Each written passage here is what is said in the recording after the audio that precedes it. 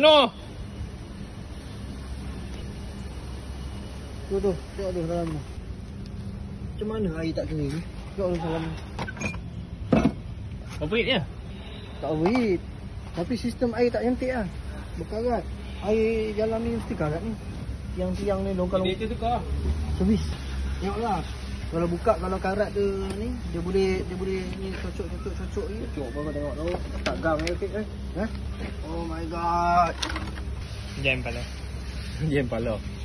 Tengok ni semua tak gam.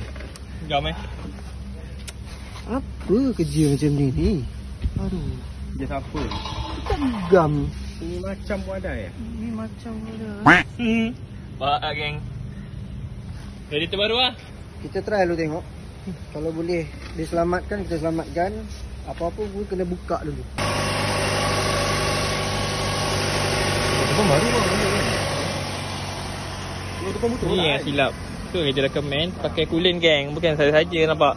So dah jadi macam ni baru nak menyesal. So coolant pakai. Yang tak pakai air paip macam ni lah. Chlorine tengok jadi macam ni kan. Karat lagi yang tengok. Aduh, ni dah rosak dah dia punya ni. Pakai coolant lah. Banyak. Apa-apa flushing dulu. Air keluar. Yang enam. So sensor ni kita ganti thermostat lah. Lepas tu nak tanya confirmation daripada owner. Boleh tak tukar radiator?